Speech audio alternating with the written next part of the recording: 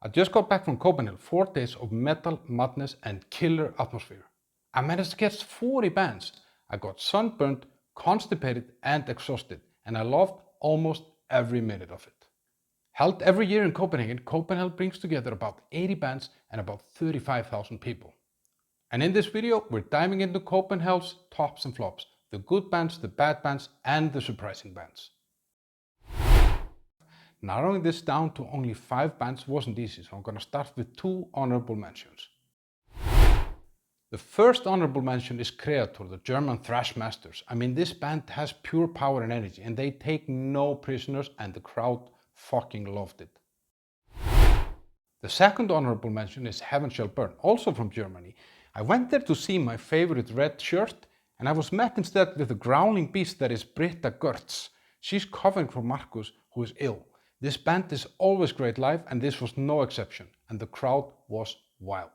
Now, with the honorable mentions out of the way, let's check out the 5 bands that stood above the rest at this year's festival. Now, I never thought that I would be putting stoner rock as a top performance anywhere, but Slomosa from Norway, they brought grooves, character, texture and some serious style.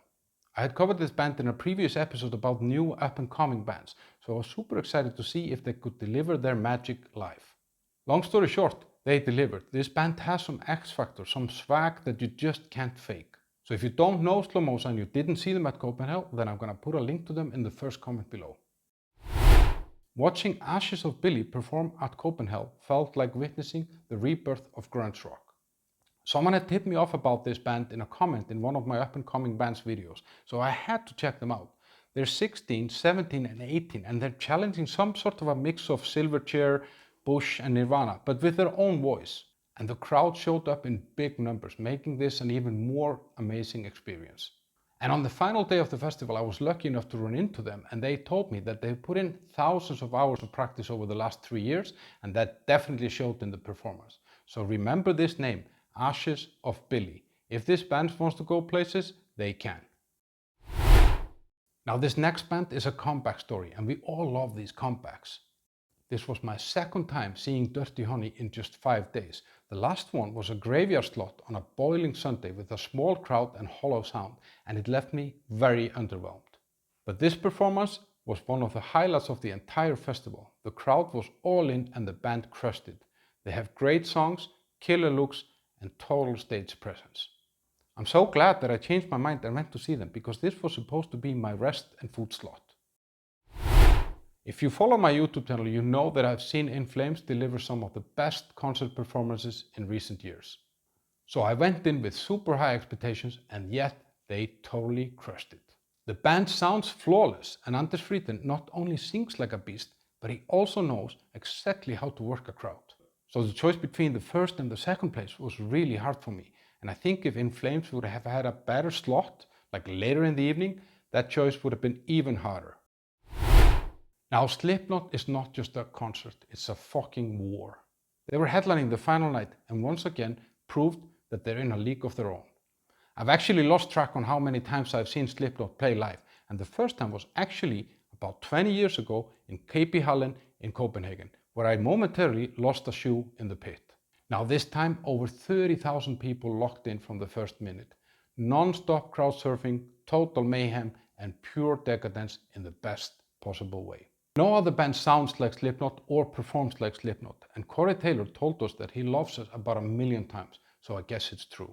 The only complaint that I would have is that the setlist felt a little bit odd, or maybe I just missed some songs that I really like. Now it's time for the other side of the coin. Let's talk about the bands that failed to live up to the expectations at Copenhell.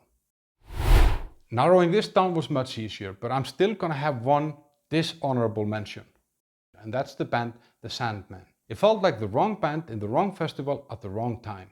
I knew almost nothing about this band, but they were put in between In Flames and Slipknot. It just felt off. The volume was too high for what they were playing, and the whole vibe somehow just didn't match the slot or the night or the festival. In hindsight, this one felt a little bit odd as a headliner at the Metal Festival. I do love a lot of Billy Idol songs, no question. But the performance came off a bit sterile. It was like it never really connected with the crowd somehow. So it felt more like phony than money. But the guy is 69 years old, he can still sing, and he still sports a six-pack, and now 30,000 more people have seen that six-pack. Now this one hurts for me because I love the Prodigy. Ever since I first saw them live in 1995 at Roskilde Festival, I've tried to see them every time that I possibly can, and it's always been amazing. But this set was somehow weird.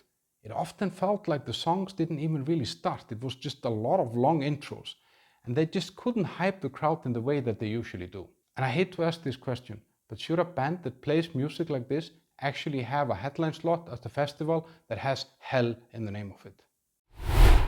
And now I want to tell you about 3 wildly different bands that I discovered at Copenhell, and they are a proof that if you go during the daytime slots, you often find new gold. This one was totally random. I was just walking by, I heard something that I liked and went to check it out. I had never heard about this Danish band before. I was in a hurry because I was going to go and see Soulfly, and thus I only saw 3 songs, but I want more. Now this band you can't really put in a box. They mix costumes, humor, great musicianship in a way that leaves everyone smiling and laughing. And despite the funny vibe, the music is actually really good. And I actually saw a granny crowd surf. No joke. So Battlesnake is a must-see live experience. When I saw folk elements and branches on the microphone stands, I thought, not my thing. In Iceland we have already enough folk in the form of boiled haddock and potatoes. But Gote, they surprised me with some really heavy, almost experimental sections, and the singer, she has a killer voice. So as for the folk thing, this felt more like a grilled lobster than our boiled haddock.